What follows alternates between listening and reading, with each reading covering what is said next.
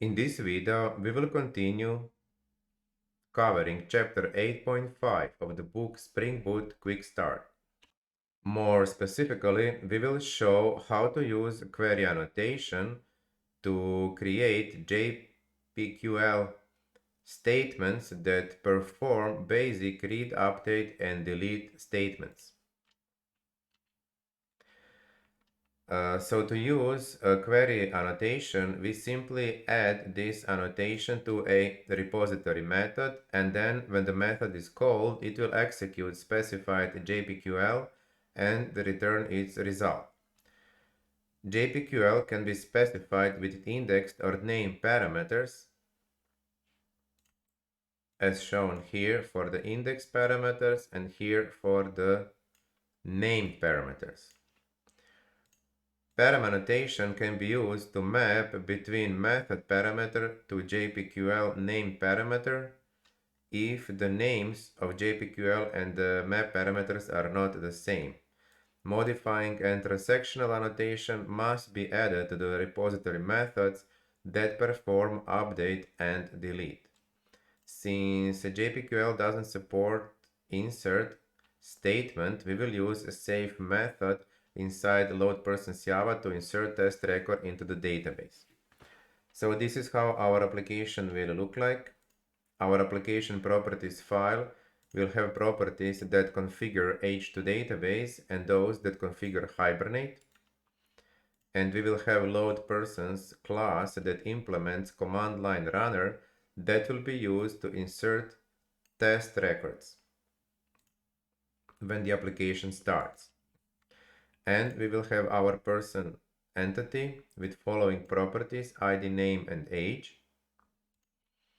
And for this entity, we will also specify this custom constructor so that it is easier to create person instances inside load persons when we need to insert test records. And person repository will be the main focus, because here we will show different ways of creating JPQL statements to either select records, delete records, or update records. We will also have a controller that will simply call repository methods in order to specify which records to select or which records to update or delete by calling these repository methods and providing needed input parameters. So let's now focus on person repository, which shows how to use JPQL to create select, update, and delete statements. And to note again, insert statement is not supported by JPQL, which is why when we were inserting those records, we were using a standard default safe method from our repository. So first we will show a few ways of creating a select statement while using JPQL. So these all the JPQL statements will be created inside this query annotation, which is used to annotate our repository methods. So here is an example of JPQL select statement that has no parameters. Instead, inside the JPQL itself, we are specifying the values for our properties, name John and age 20. And since the JPQL has no parameters, then the method that is annotated with this query annotation also should have no parameters. And this JPQL returns a person entity, which is why our method should also return a person entity. Now, the next JPQL statement shows how to use indexed parameters when creating JPQL. So here is our first index parameter, which specifies a name of our entity, and this is our second index parameter which specifies an age of entity we are looking for. Since our JPQL has two parameters, our annotated repository method also needs to have two input parameters, and the values of those input parameters will be used as the values of JPQL parameters in the same order in which they are given here. So the first parameter, input parameter into the method, will be used for the first index parameter, and the second input parameter into the method will be used for the second JPQL indexed parameter. And again, we are returning person, and the JPQL is also expecting person. And this third example shows how to define JPQL statement by using named parameters, in this case for person name and person age. Since again our JPQL has two parameters, our annotated repository method also needs to have two input parameters. If the input parameter into the method has the same name as the JPQL parameter, then this will be used to map these two parameters. But if the JPQL parameter has a different name than the input parameter into the method, then we can use param annotation to specify the mapping. So this param annotation here specifies that this input parameter should be mapped to this JPQL parameter. So we have now covered different ways in which JPQL can be created related to parameters. It can either have no parameters, and therefore annotated method will also have no parameters, or it can have index parameters or named parameters. And the number of parameters in JPQL statement defines how many input parameters into the methods we need to have. And in case of named parameters, when those names in JPQL parameters and input parameters are not the same, then we can use this param annotation to do the mapping between JPQL parameters and input parameters into the method. Now, next we will show how our select statement can return different values. So here we have a repository method that returns a person entity. By executing this JPQL query that has two index parameters, and therefore the method also has two input parameters. And the method and the JPQL query returns the whole entity, and therefore the method also needs to return the person entity class. In this second example, we show how the repository method can also return a list of person entities, because this JPQL statement theoretically can return multiple records, because multiple entities in our database might have the same name, and therefore the more general approach is to expect a list of person entities, unlike in the previous example where we were hoping that our select statement will only return a single person entity. And additionally, we can expect a list of person entity, but we can also specify that we want this list to be sorted. So the only difference between the returning list here and here is in this second parameter, which defines in which way we want person entities to be sorted when we get the list of person entities. This will be defined when we call this method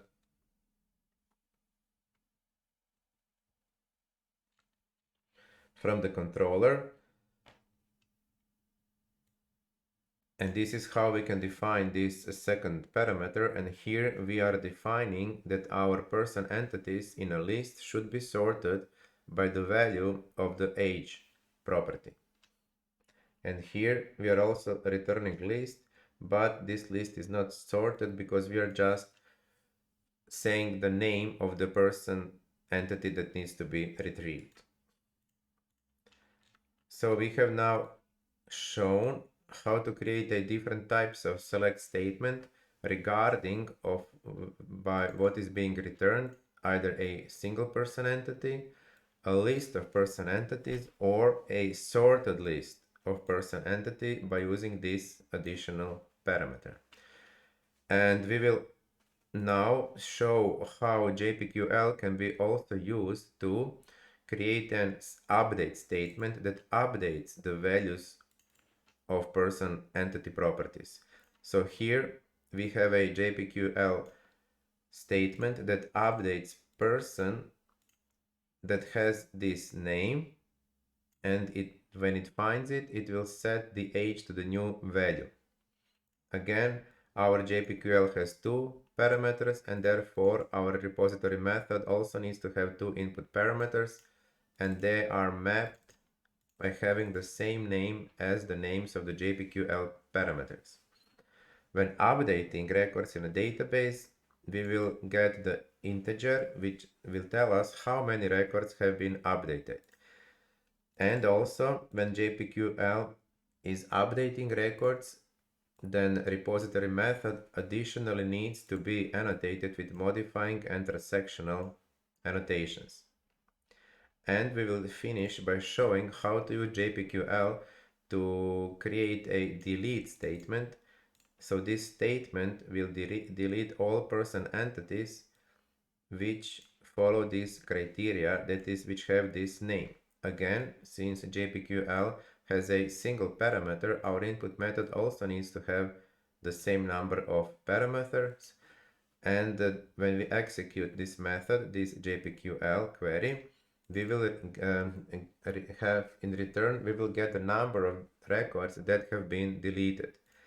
And also, this repository method needs to be annotated with modifying and transactional annotations. And these annotations are used when we are updating or deleting records, but it is not needed when we are selecting records from a database. We can now test our application by using Google Chrome web browser and entering the URL of the first endpoint, which will select records from the database by using JPQL that accepts no parameters, because inside the JPQL we have already hard-coded that we want entities with this name and this age. So this is our JPQL, which is called by the first entity. So the first entity is calling this person repository no parameters method, and the no parameters method is defining JPQL with no parameters since the values are hard-coded. We can then call the URL of the second endpoint, which is using indexed parameters to find our person entity, and the entity will be then, once retrieved, shown as a JSON string. So this second endpoint is this, and it is calling this repository method and providing values from it from the two input parameters. So this is this method, and then these input parameters are used to populate these index parameters and then to return the person with that name and this age, as shown here. We can then call the URL of the third endpoint, which will call JPQL that has named parameters and of course returns the same person entity as in the previous example. So when using named parameters, this endpoint is calling this repository method named parameters with this value. And so this is this method named parameters. It is using these input values to populate JPQL parameters, name and age, and to return our person entity.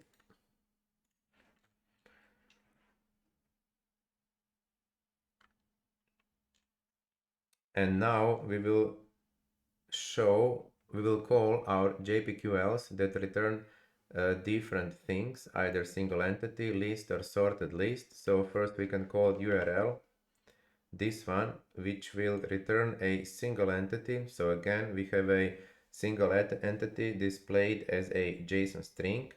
So select person by name and age. This is this entity, which calls select person by name and age repository method. And this repository method, select person by name and age, will execute this JPQL that has these two parameters, and it returns a person entity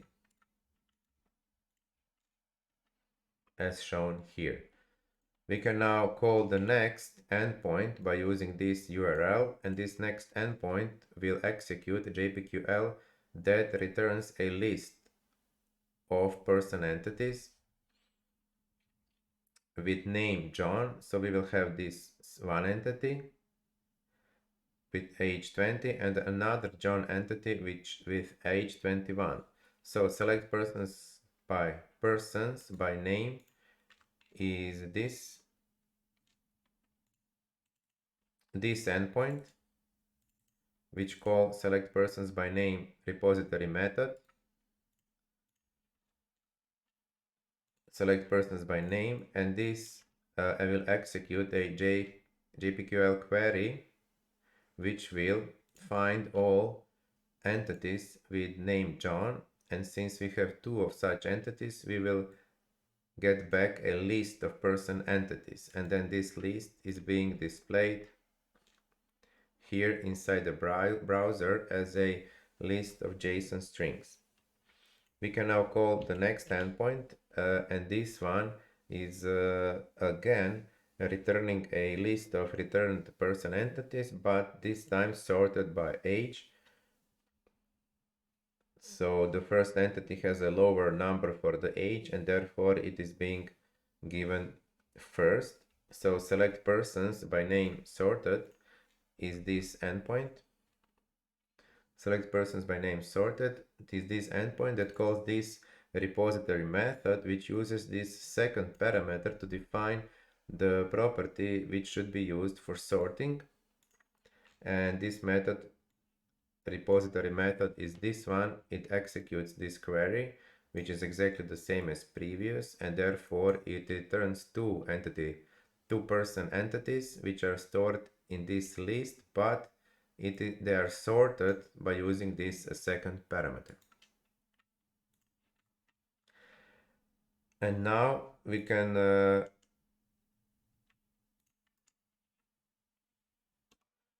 call the next endpoint, and this one will update our person.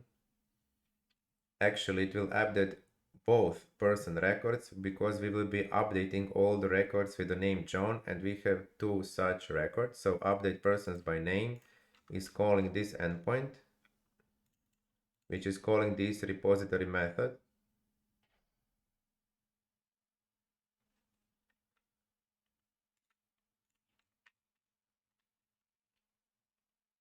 So this method finds all person entity with name John, and then we use this second value to change the age of found entities to number 50.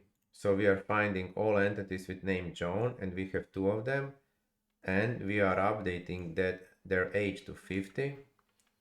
And since there were two such entities, we will get a following string saying that two records have been updated. And lastly, we can call the endpoint that deletes records from the database. So this would be this last endpoint, which call this repository method, which should delete all the entities with the name John. So this is this repository method, and this is this JPQL, which will delete all person where person name equals John, and this JPQL returns the number of records deleted, and this is why we see this information here as a return value in our browser. So we have now seen how using JPQL we can create different select statements with no parameters, with index parameters, with named parameters, how our select statement can return different values, either single person entity or list of person entities or sorted list of person entities by using this second parameter, which defines which property should be used for sorting. And we have seen how to use JPQL to update person entities, which will return the number of updated records, or how to delete person entities, which will return the number of deleted records.